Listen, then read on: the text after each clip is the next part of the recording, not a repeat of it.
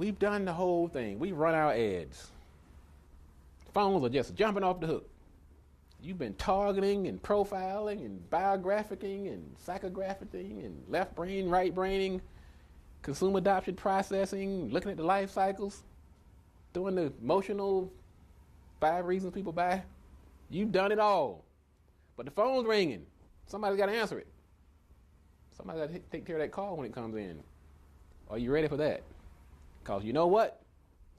This is where we blow it a lot of times. Now I'm saying this seminar is called Why Most Advertising Doesn't Work. It's not always the ad.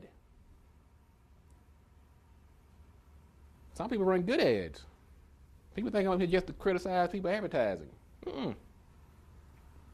But if the ad doesn't get you a sale or an appointment, it has not succeeded. And sometimes it goes beyond the ad. That's why we're talking about this next subject. It's called sales. You've made a call to action in your ad. You've told people to either call or drop by. In most cases, you left your phone number for people to call. Somebody on the other end of that phone is going to pick up that call, and that's where a new stage begins. Who is going to answer your phone? And how are they going to answer it? Are they prepared to answer the call? We're going to talk about 3 things. Feature benefit selling, handling objections, and closing the sale. If you do these 3 things right, and your ads are right, you're going to see some successful results. Now, we've already talked about how to get the phone to ring, how to write the ads, how to put the right things in there. Now the phone is ringing. What are we going to do about it? Customers aren't as concerned about the features of your product or service as they are about getting their problem solved. The people on the other end of your phone need to have a set list of benefits, a set way that your product will solve the problems and satisfy the needs and wants of the people who are going to be responding to the ad. Its features or the characteristics of the ad, of the product. The benefits answer that all-important question: what's in it for me? How is it going to solve my problem? Your people need to have these answers ready. Your product is not solving every problem in the world. It's solving a few specific problems. You know what they are. Inform your salespeople. Equip them with what they need to be properly prepared once the phone starts ringing. They could care less that you got 1,000 employees, or that your building is located in downtown D.C., or that you have 50 company trucks, or that you established in 1912. What they want to know is, how does that matter to me? How is that going to help my situation? So I'm not saying don't mention those things. I'm saying if you mention them, you got to make them relevant to that audience you're trying to reach. If I'm selling to a group of blaggards, people who are on the end of the product life cycle, it could be very relevant that we've been in business since 1912, because credibility is very important to them. But you just can't say it. You throw it out there, you got to tell them why that's relevant. Proven, established.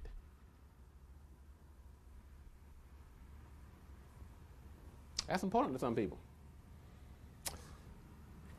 Feature benefit selling. People want to know what is important. Why does it matter to me that you're telling me of these features? What problem are you solving for me? Otherwise, you're wasting ad space. See, most ads are sold by the column inch, or they sold by the second if they're radio or TV. So you got a limited amount of time and space to make your case. You don't want to fill it up with superfluous things that are not relevant. So sell with benefits. Solve a problem. Why does it matter? Now the features are the inherent characteristics of the product. Whether it's round, square, cold, hot, black, white. Those are the characteristics. The features Those are the things I just mentioned. Those are the features. The benefits answer the question, what is in it for me? Why does this matter? What problem are you going to solve for me? So when you're writing an ad, what I like to do, I told you about putting this thing up at the top, putting your, instead of putting your name at the top of the ad, we talked about that earlier. I like to put up I like to solve somebody's problem. As one of my clients over in Virginia, when I came along, they'd been advertising for quite a while. They were having pretty generous success, but they needed some help. They needed a jump start. So I looked at their ad, the ads they had been running, and the ads were kind of wordy. They broke through my rules. They had the name way up here at the top, and they had all this information about the company and how long they've been in business. And I just almost went to sleep reading the ad. I almost didn't make it through the meeting because the ad was just so boring. So I said, okay, Robert. So this is like one of my first big clients. So I gotta go dust off the books. I gotta play this one by the book. And I'm saying to myself, I've been talking about these basics, sticking to the basics, understanding them, applying them. I said, here is my chance to shine. We're talking about a real life situation here. So I took this client. I said, okay, targeting by profiling. The first thing I need to do is find out who is this client's customers. Who buys this product? It was a diet company. So I said, okay, I need to find out who these customers are. Who is buying this product? So the first thing I said, let's set up a database. And let's catalog all the customers, name, address, phone number, how you heard about us. That's important too. We call that the lead source, how you hear about us. And then I did something unusual. I said, I'm so eager to know who these customers are. This is called a database table, by the way, folks. If you don't have one, get one tomorrow. If not tomorrow, next week. Log your customers. You don't have to do anything fancy. I don't care if you put them in a shoebox. Keep information on your customers. Know who they are. Remember we talking about profiling and knowing who our customers are? Well, it's pretty easy nowadays to get a computer program. It could be Excel, it could be Microsoft Word, it could be Access, name, address, phone number. What else we need to know about a customer? Email address. What they purchased. Purchase history. Now, if you're keeping this information, you're going to get an idea who your customer is. And if these are the kind of folks that came before, you can almost guess and make a pretty good assumption those are the ones that are going to come back. So anyway, I got ambitious here. I said, I'm going to put a little column here called comments. Because let me tell you, I was into this talking about profiling thing. I said, I'm going to take this thing to a new level. I said, I'm going to put a comment section here. So I told us, the customer service people, when customers are talking, when you get them on the phone, you're talking about the product, if they say something interesting, I'll leave it to your discretion. I want you to put it in this comment section. I'm trying to figure out who these customers are because I'm getting ready to do this fabulous ad campaign for this company. I'm saying my company survival, my career is on the line here. Here's my big break. So I'm going all out here. I said, put a comment section. So, and data becomes more important with time. So after a few months, I came back and said, look, we did our regular ads and, things were still kind of slogging along here. But marketing is a process. Now, remember that too. It's a process. So one day I'm walking through the customer service room. I'm fishing for ideas. I said, oh man, I need this big one. I need a big one. And I heard one of the customer service reps say, oh, you dropped 2 dress sizes. And my ears I just stopped in my tracks. Dropped 2 dress sizes. I said, wow, I like the way that sounds. I love that. Dress sizes.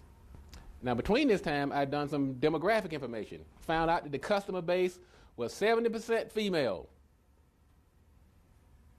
30% male. I didn't want to do anything to make the men mad, but I said we're going to forget about these 30% for right now. Because we're talking about making our ads more effective, targeting by profiling. We worry about this 30% another day. We're in a hole we're trying to get out of. I took all my energies and focused on this 70%. And suddenly, I'm walking through a customer service room, and one of the customer service reps say, "Oh, you dropped 2 dress sizes?" I said, "Okay, write it down." So after the sale was over, this was like a customer service follow-up call. I said, give me the full gist of what this customer said. She said she'd been on the plan for a few months, and she had dropped 2 dress sizes, and she was so ecstatic. I said, wow, that's good information. So I did a search in the database, found out that several people had made the very exact same comment. I have dropped 2 dress sizes. I said, oh, you're talking about profiling. I felt like I had hit the lottery. I ran back to my desk and started writing an ad. I started writing me an ad. I said, oh boy, look out now.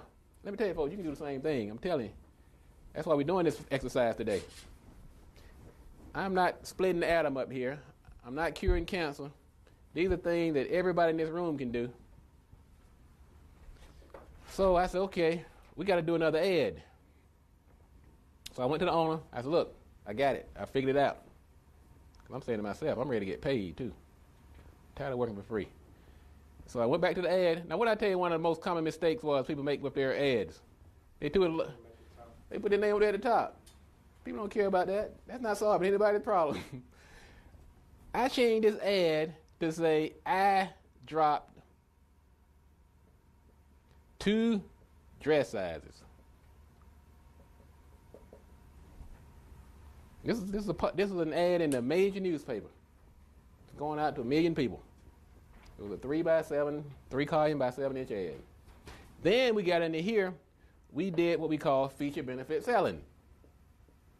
We said things like lose weight, save time, save money. This is feature benefit selling. Go down here at the bottom. We had a call to action. Fax this ad, and a customer service rep will call you back. So I did. I mean, this thing was about a book. So before that, we were getting about 50 calls for the ad. And for an ad, it cost you about $3,000. Now, I've told you something else, too, about lifetime value. You don't always get it back the first time. We went from 50 calls. When we said I dropped 2 dress sizes, we jumped to 300 calls. Same exact size ad in the same exact newspaper. That's when I became a believer. I said, I don't care what anybody else tells me. Targeting by profiling, understanding the customer, it works. It works. Believe this, people, it works. Sell the benefits. Solve somebody's problem. There were a lot of women out there walking around who were a few dress sizes larger than they wanted to be. They saw this and they could relate. Did the men get mad and say, I'm not going to call this service anymore? Probably not. I mean, we're pretty smart. I mean, we might not be the smartest gender, but we can figure some things out. We probably said, well, shoot, if you drop 2 dress sizes, I might drop a couple of slack sizes. Don't worry about that 30%, as long as you get to 70%. Feature benefit selling. Solve somebody's problem, put it in the ad. That's all I'm telling you. Solve a problem. Don't put things up here that are not important to people. Like I said before, answer that question. What's in it for me? What problem are you solving? I'm giving you a smaller figure.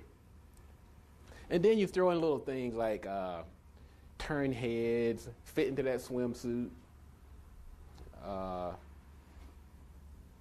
make your spouse proud. You go to that second level of benefit. You take the obvious, then you expand upon it. One very